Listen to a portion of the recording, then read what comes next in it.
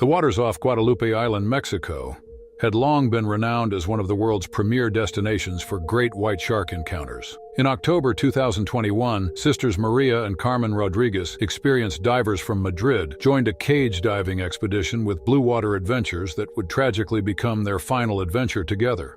The sisters, who had logged over 500 dives each across the world's oceans, were drawn to Guadalupe's crystal-clear waters and legendary shark population. The Pacific Explorer, their chosen vessel, had been operating cage diving tours for over a decade. That morning dawned pristine, calm seas, exceptional visibility, and perfect conditions for shark viewing. Captain David Martinez, a veteran of 15 years on these waters, supervised as his crew prepared the steel cage for the day's first dive. Maria, 42, and Carmen, 39, were among 6 eager tourists gathered for the pre-dive safety briefing. "Remember, stay inside the cage at all times and keep your limbs away from the bars," instructed Josh Collins, the lead dive master. The sisters nodded attentively, having done similar excursions before, though never with great whites. The cage itself was a standard industrial-grade steel construction, supposedly tested to withstand the impact of a charging great white. At least, that's what the brochure had promised. By 9:30 a.m., the crew had established their chum line, and the first sharks began appearing. The sisters entered the cage with practiced ease, their excitement visible even through their diving masks. Several great whites, drawn by the scent of chum, cruised past the cage, providing spectacular photo opportunities. Other tourists watched from the deck, cameras clicking rapidly as the sharks investigated the cage.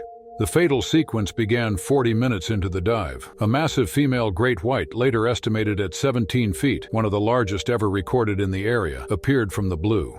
Unlike the other sharks that had been lazily circling, this one showed intense interest in the bait being used to attract them.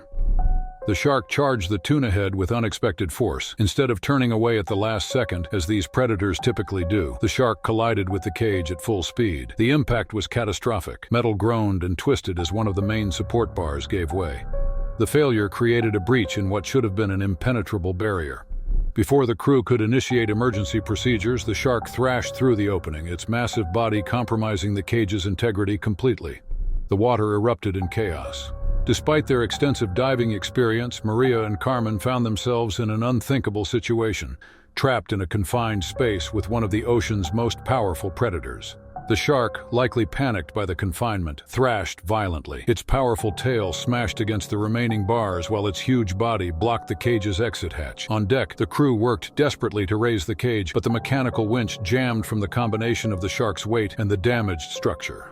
Captain Martinez immediately radioed for emergency assistance while his crew attempted to distract the shark with additional bait thrown far from the cage. Those on deck watched in horror as the crystal-clear water turned crimson below. Recovery teams later discovered that poor maintenance had compromised the cage's structural integrity. Key joints showed significant rust damage, and several support bars had been weakened by metal fatigue, issues that should have been identified during routine inspections. The investigation revealed that Blue Water Adventures had recently changed ownership, and several mandatory safety checks had been overlooked in the transition.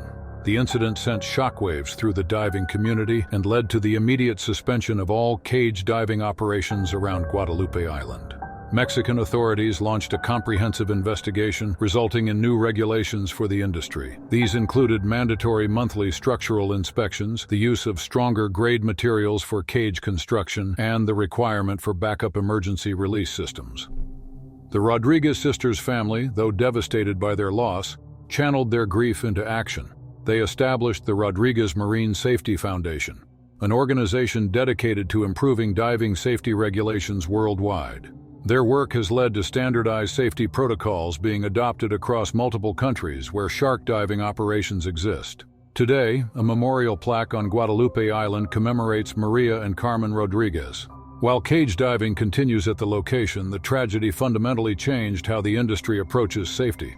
Modern cages feature redundant safety systems, emergency release hatches, and are subject to rigorous inspection protocols. The sisters' story serves as a sobering reminder of the respect these apex predators command, and the absolute necessity of maintaining the highest safety standards when encountering them. Their legacy lives on through improved safety measures that protect future divers, ensuring that their tragic experience helps prevent similar incidents from occurring again. Captain Martinez, who left the industry after the incident, later reflected, The ocean demands respect, and when we forget that, it reminds us in the harshest ways possible. Maria and Carmen loved the sea, and their story now helps protect others who share that same passion. The Philippine Sea held countless stories beneath its sapphire surface, but none quite like the events that unfolded off the coast of Palawan in July 2023. For the crew of the Blue Horizon, a 65-foot research vessel studying coral reef ecosystems, it began as a routine expedition. No one aboard could have predicted how their scientific mission would transform into a desperate fight for survival against one of the ocean's most formidable predators. Dr. Maya Patel, a 38-year-old marine biologist from the University of Sydney, led the research team. Her reputation for thorough work and innovative research methods had earned her substantial funding to study the impact of climate change on coral reef systems. Accompanying her were James Cooper, a 45-year-old veteran underwater cinematographer, and Lisa Chen, a 29-year-old graduate student specializing in marine ecosystems. The morning of July 15th broke clear and calm, perfect conditions for their planned series of dives. The research site lay 30 miles offshore, where a pristine reef system descended into the depths. Maya had chosen this location for its isolation and minimal human impact. The team had been documenting the reef's condition for 3 days, building a comprehensive database of its marine life and coral health. "Water temperature's perfect today," James announced, checking his instruments. "Visibility should be exceptional." His Australian accent carried across the deck as the crew prepared their equipment. The plan was to document the reef's deeper sections, requiring them to venture into waters around 100 feet deep. Maya watched as Lisa double-checked their specialized research equipment, cameras equipped with special lighting for deep-water photography, collection tubes for water samples, and a new sonar device for mapping the reef structure. Everything had to be perfect. They wouldn't get another chance at this depth without extensive decompression procedures. At 9:30 a.m., the 3 divers entered the water. The boat's captain, Ramon Suarez, maintained position above while monitoring their bubbles. The descent went smoothly, with the team following the reef's gradual slope downward. The water clarity was remarkable, allowing them to see well over 100 feet in any direction. "It's amazing how the reef changes at this depth," Maya's voice crackled through their underwater communication system. They had reached their target depth, where the sunlight created ethereal blue patterns on the coral formations. James positioned himself to capture wide-angle footage, while Lisa began collecting water samples. The first hour proceeded according to plan. They documented several species of fish they hadn't encountered in the shallower waters, and the coral showed promising signs of adaptation to changing conditions. Maya was particularly excited about a rare species of anemone they discovered, something that could warrant its own paper. The attack came without warning. Lisa was the first to notice something amiss when the schools of fish suddenly vanished. A shadow moved at the edge of their visibility, massive, deliberate, and headed straight for them. Maya's heart stopped as she recognized the distinctive shape of a tiger shark, far larger than any she'd encountered in her 15 years of research. "Group formation now," Maya commanded through the comm system. They had trained for shark encounters, but this was different. The tiger shark was easily 16 feet long, and its behavior was unusually aggressive. Instead of the typical curious approach these predators often exhibited, this one moved with clear intent. The 3 divers clustered together, their backs to a coral formation. James activated his shark shield, an electronic device designed to deter sharks through electromagnetic pulses. The tiger shark circled them, each pass bringing it closer. Through her rising panic, Maya noticed something odd about its behavior. It showed signs of agitation typically associated with feeding frenzies. The situation deteriorated in seconds. The shark charged, its powerful body moving with incredible speed. James raised his camera housing as a barrier, but the impact sent him spinning through the water. The shark's massive jaws clamped down on the equipment, crushing the expensive camera like it was made of plastic. Lisa screamed through her regulator as the shark released the destroyed camera and turned its attention to her. Maya grabbed her colleague's BCD, pulling her away just as the shark's teeth grazed her fins. The predator's behavior was relentless, far from the cautious investigation typical of tiger sharks. Through their comms, they could hear Captain Suarez urging them to start ascending. But they were deep, too deep to risk a rapid ascent without facing decompression sickness. The shark made another pass, this time coming from below. Its huge body blocked their path to the surface, forcing them deeper along the reef wall. James had recovered from the initial attack, but had lost his shark shield in the chaos. Blood trickled from a cut on his forehead where his mask had struck him during the impact. The sight of blood seemed to further agitate the shark. which now moved with even greater intensity. Maya made a split-second decision. She activated her emergency air siren, a device that created a loud underwater noise. The sharp sound startled the shark momentarily, giving them a chance to begin a controlled ascent. But they still had over 80 feet of water above them, and their air supplies were running low from the extended dive and increased breathing rate from the panic. The tiger shark recovered quickly, resuming its attack pattern. This time it charged straight at Maya. She barely had time to roll away, feeling the rush of water as the massive predator shot past her. But the shark's turn brought its tail whipping around, catching Lisa full in the chest. The impact sent her sprawling, her regulator knocked free from her mouth. James reached Lisa first, helping her recover her regulator, but the shark was already circling back. They were still too deep, their computers warning them about their ascent rate. The shark charged again, this time catching James's leg in its massive jaws. His scream of pain carried through the water as Maya watched in horror. In desperation, Maya unclipped her weight belt, swimming directly at the shark's gills with it. The heavy weight struck the sensitive area, causing the predator to release James. Blood clouded the water around his torn wetsuit, but he maintained consciousness, gripping Maya's arm as they continued their ascent. Lisa supported James's other side as they slowly made their way up, watching their computers to avoid decompression sickness while fighting their instinct to flee to the surface. The shark continued to circle below them, but Maya's strike seemed to have made it more cautious.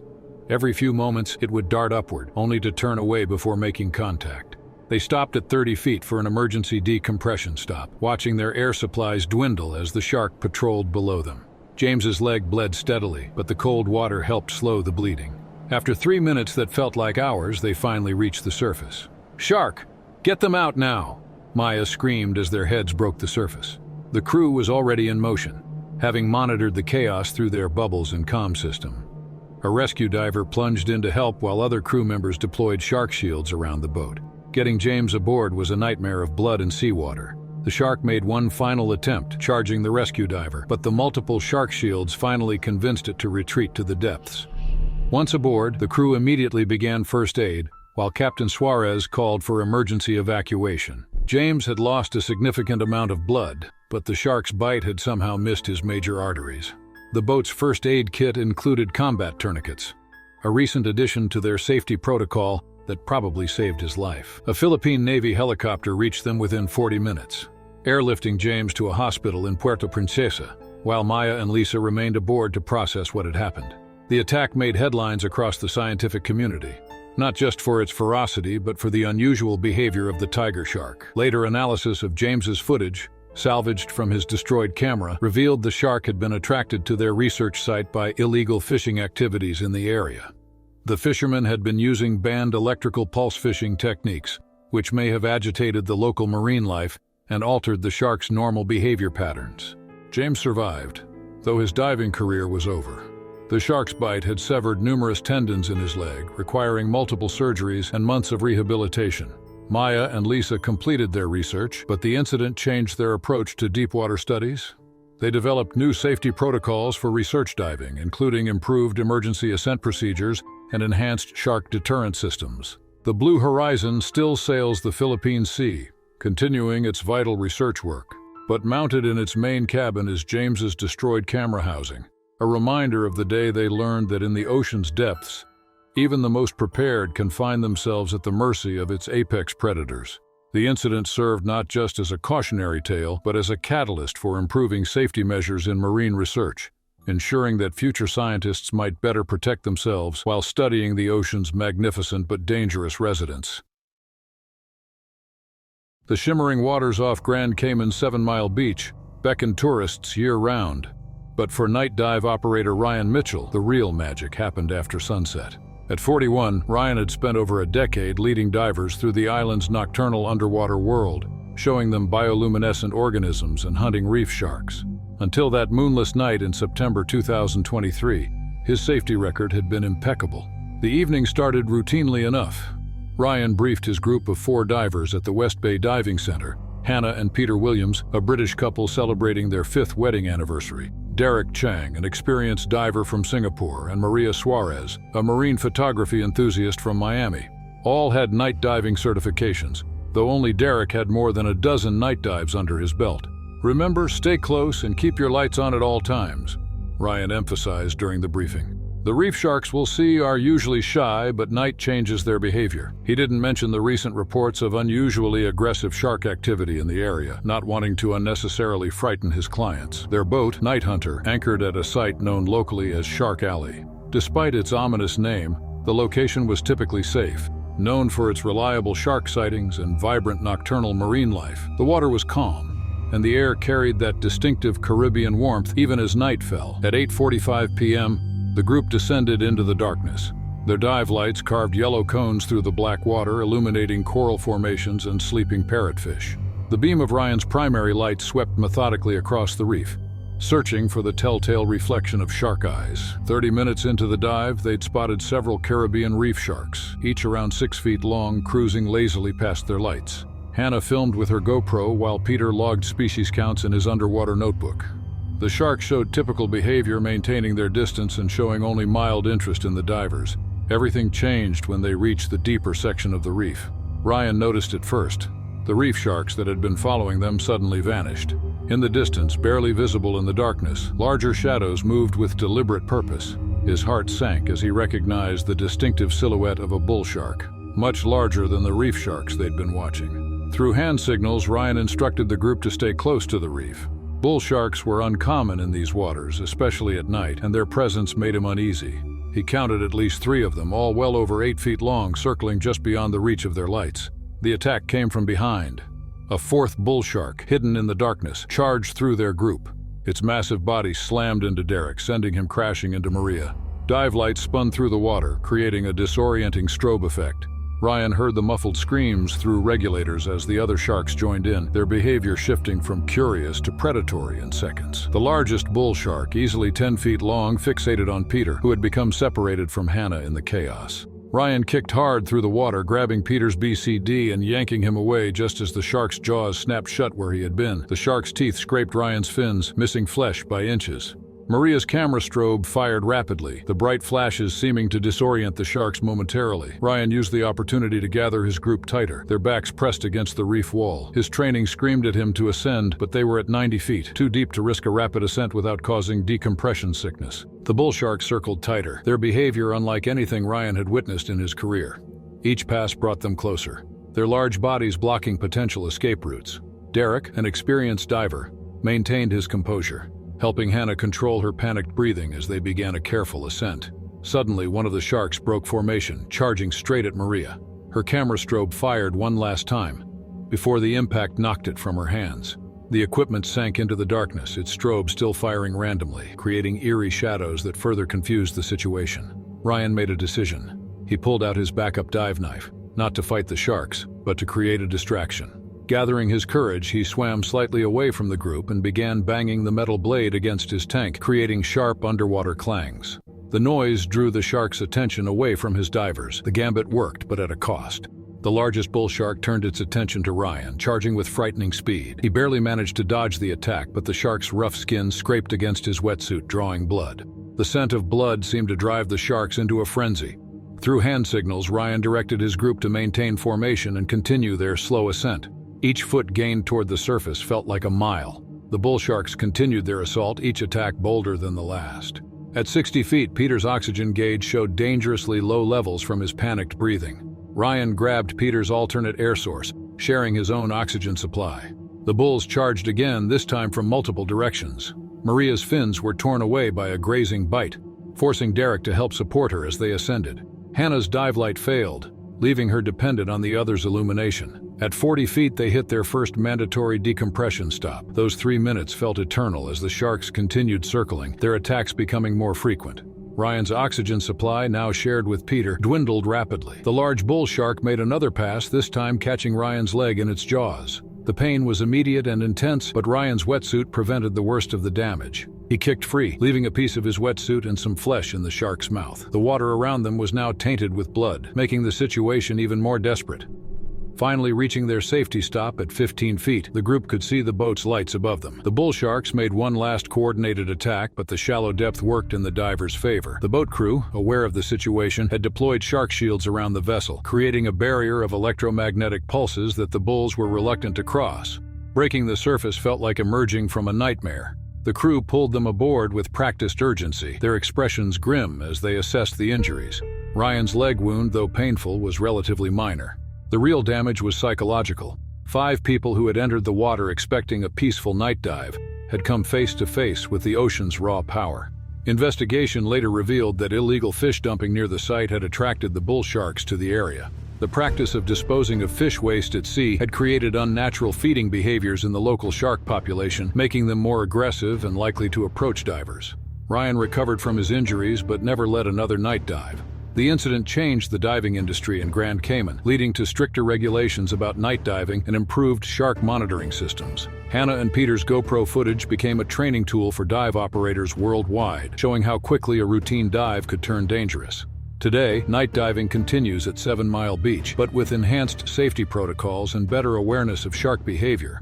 Ryan still dives, but only during the day, carrying the scars on his leg as a reminder that the ocean, especially at night, demands respect. The bull sharks remain in the area, but with better waste management practices, they've returned to their normal behavioral patterns, once again becoming the shy predators they were meant to be. For those who were there that night, the memory of those terrifying moments in the darkness serves as a permanent reminder. In the ocean, we are always visitors in a world where nature, not humanity, makes the rules. The waters off the coast of Western Australia's Rottnest Island were known for 2 things: their stunning turquoise beauty and their great white sharks.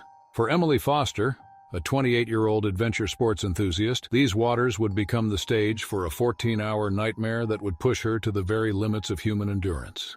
The morning of March 12, 2024 dawned clear and calm. Emily had planned this solo kayaking trip meticulously, having spent months training and studying the local conditions.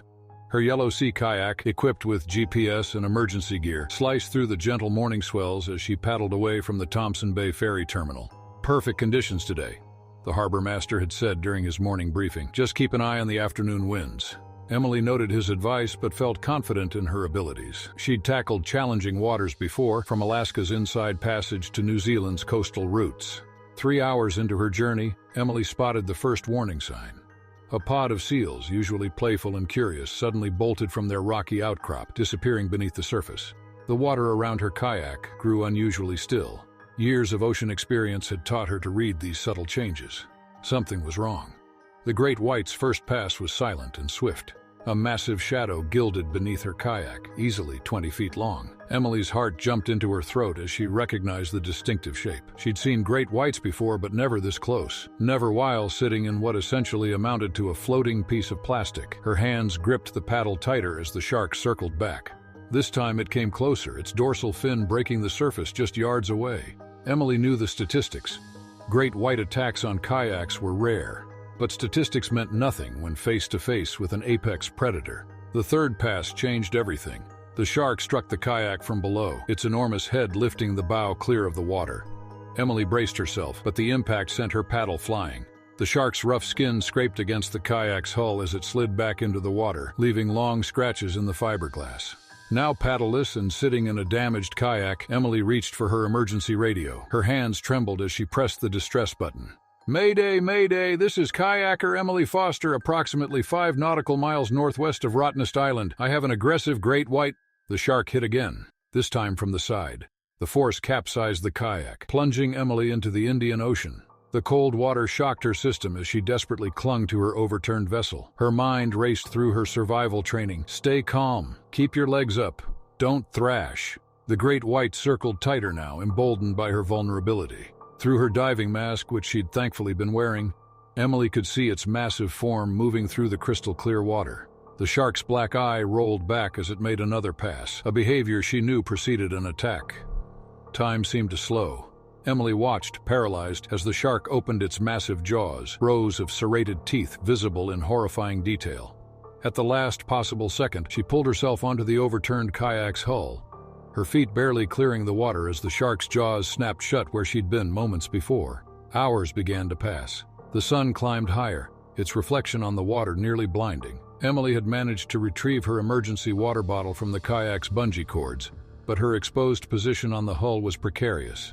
The shark maintained its vigil, circling endlessly, occasionally bumping the kayak. By late afternoon, exhaustion began to set in. The shark's pattern had become almost rhythmic, Circle, bump, retreat, repeat. Each impact threatened to dislodge her from her tenuous perch. Her legs cramped from maintaining her position, but the alternative was unthinkable. The shark's behavior suddenly changed as the sun began to set. Its circles became tighter, more aggressive. Emily realized with horror that the approaching darkness would give the predator an overwhelming advantage. Already the shark's massive form was becoming harder to track in the fading light. Just when hope seemed lost, she heard it, the distant thrum of helicopter blades. The shark, startled by the noise, disappeared into the depths. Emily fumbled with her emergency flare, her cold hands barely able to operate the mechanism. The red light illuminated the darkening sky, and she heard the helicopter bank sharply in her direction. The rescue itself was another ordeal. The helicopter's downdraft created chaos on the water's surface, and the shark reappeared, making one final rush at the dangling rescue basket. The water patrol boat arrived minutes later, its powerful spotlights revealing the true size of the great white, a mature female nearly 20 feet long. Emily's survival made headlines across Australia. Marine biologists later suggested the shark's unusual persistence might have been triggered by the kayak's yellow color, similar to their seal prey when viewed from below. The incident led to new guidelines for kayak colors in known shark waters. Today, Emily still kayaks, though never again in great white territory.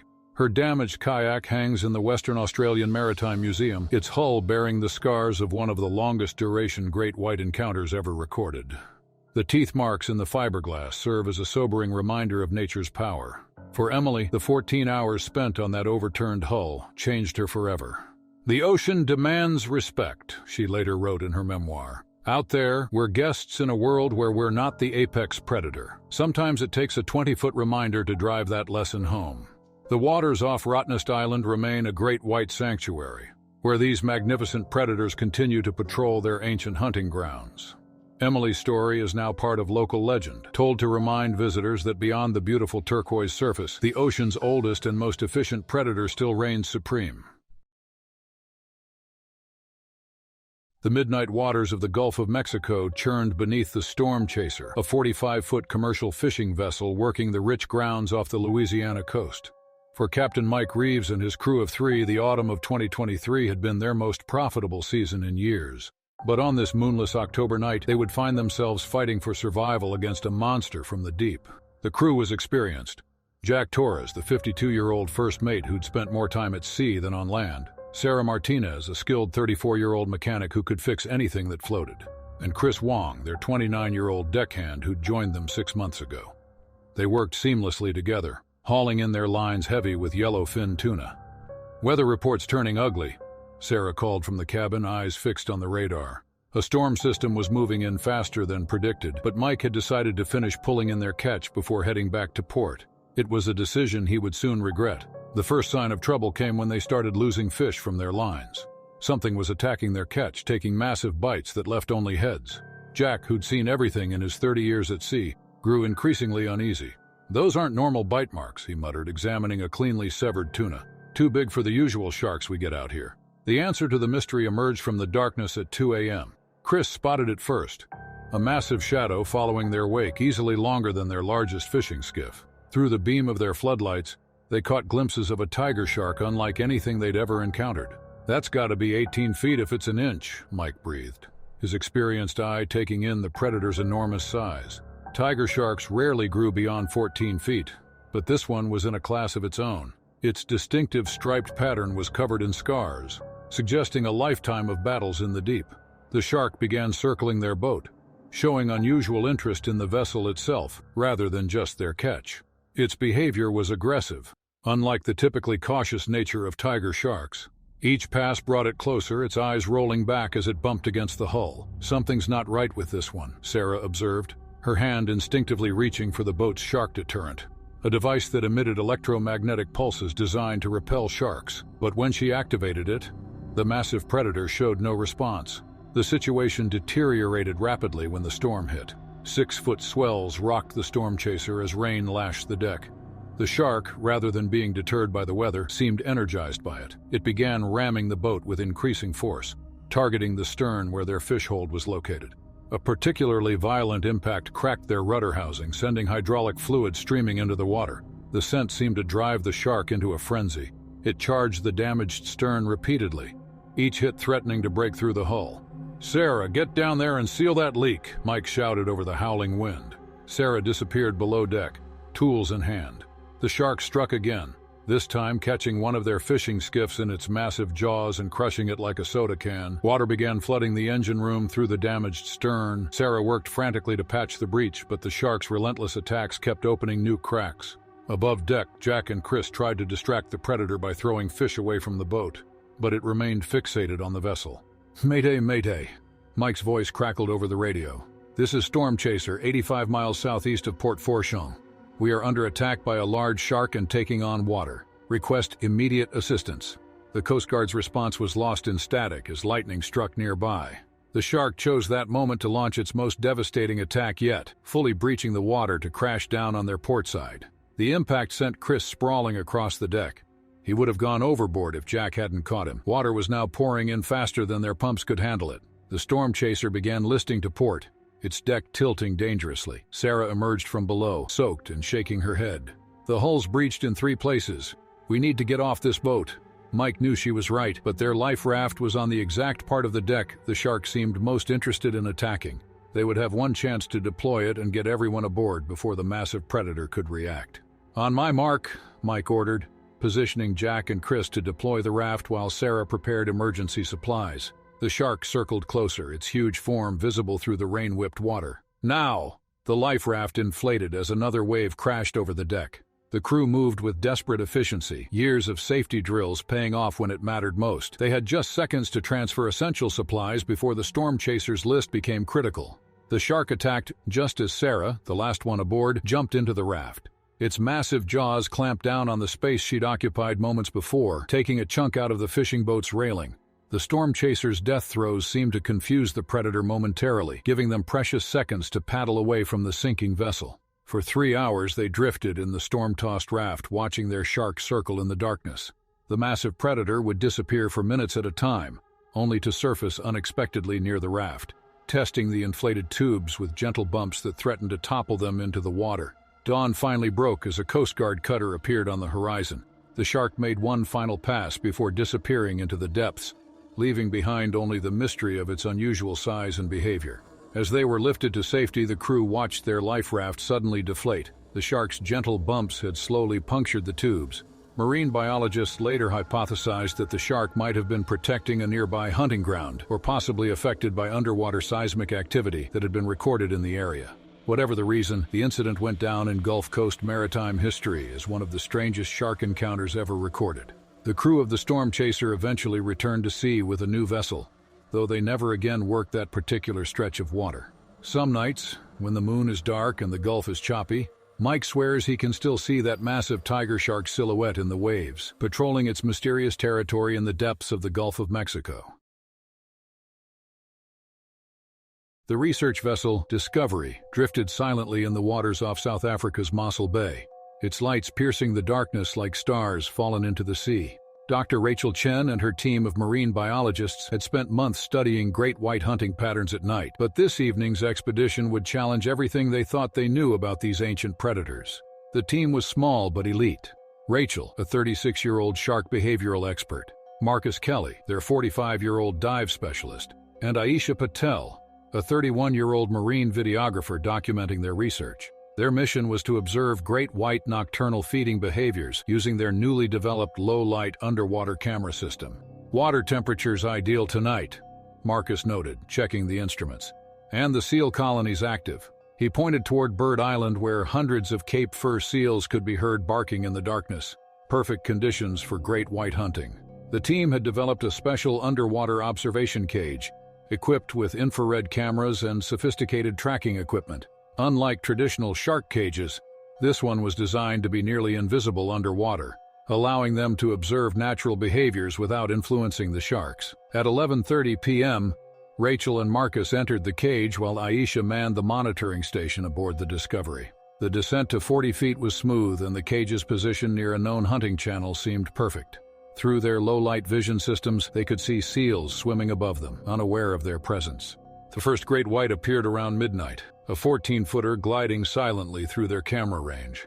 "Juvenile female," Rachel whispered into her comm unit, showing typical hunting patterns. The shark circled once before disappearing into the gloom. Then something changed.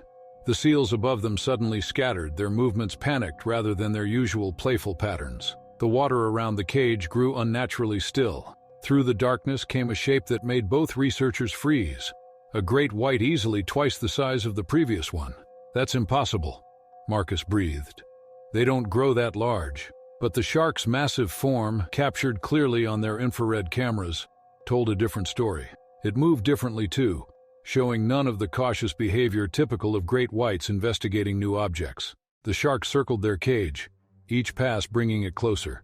Rachel's scientific mind raced to catalog its unusual features: scars that suggested extreme age, a dorsal fin larger than any on record, and most disturbingly, signs of intelligence in its movement that went beyond instinct. Their cage's invisible design suddenly seemed like a liability. The shark shouldn't have been able to detect them, yet it moved with clear purpose, testing the cage's structure with gentle nudges that grew progressively firmer. "Something's wrong with the winch," Aisha's voice crackled through their comms. The electronic system designed to raise the cage had malfunctioned. They were stuck at depth with a prehistoric-sized predator showing increasingly aggressive behavior. The great white suddenly charged, striking the cage with devastating force. The impact sent their equipment flying and cracked one of the protective bars. Both researchers held on desperately as the shark circled back, its black eye rolling white as it prepared for another attack. "Manual release isn't responding either," Marcus reported, fighting to keep his voice steady. The shark hit them again, this time catching the cage in its massive jaws. Metal groaned as teeth designed to shear through seal bones tested the steel bars. Above, Aisha worked frantically to restore power to the winch system. She could see the monster shark on their monitors, its size defying everything known about the species. The cage's emergency locator beacon had activated, but help would take precious minutes to arrive. The shark changed tactics, pushing the cage instead of biting it. Each impact drove them deeper, away from the surface. At 50 feet, the pressure began affecting their equipment. At 60 feet, the cage's structural integrity would be compromised. Rachel made a desperate decision. She removed a tissue sample collector from her belt, a hollow tube designed to gather shark skin samples. When the great white charged again, she thrust it toward its gills. The shark recoiled, more from surprise than pain, but the action bought them crucial seconds. The predator's next attack came from below, lifting the cage toward the surface. Whether this was aggression or curiosity was academic. The cage's mounting brackets were failing. One more hit would send them tumbling into the open water. Just then, Aisha activated their last resort defense. A concentrated burst of orca vocalizations played through underwater speakers. The sudden sound of their natural predator caused the shark to hesitate. In that moment, the winch system suddenly re-engaged. The ascent seemed to take forever. The great white followed them up, its massive form a shadow beneath the cage. With each foot they rose, the shark grew more aggressive, perhaps sensing its prey was escaping. At 15 feet, it made its final attack. The impact twisted the cage sideways, sending cameras and equipment raining into the depths. Rachel's arm shot through the gap between the bars, and for a heart-stopping moment she felt the sandpaper-like skin brush against her wetsuit as the shark passed. Breaking the surface was like emerging from a nightmare. The Discovery's crew pulled them aboard as dawn began painting the horizon. Their cameras had captured something unprecedented. Evidence of a great white far larger than any previously documented, displaying behavior that would rewrite scientific understanding of the species. Analysis of the footage sparked heated debate in the marine biology community. The shark's size and behavior suggested it might be far older than previously thought possible for the species. Some theorized it represented a surviving population of megasharks, while others suggested it was simply an outlier of extraordinary age. Rachel and her team eventually returned to their research, though never again at night. The damaged cage was rebuilt with stronger materials and additional safety features, now displayed at the Cape Town Maritime Museum as a testament to how much remains unknown about Earth's greatest predators. The great white was never seen again, despite extensive searches of the area. But on dark nights, when the water is still and the seals are calling, the research vessels in Mossel Bay sometimes pick up sonar contacts of something massive, moving through the depths, a living legend still patrolling its ancient hunting grounds.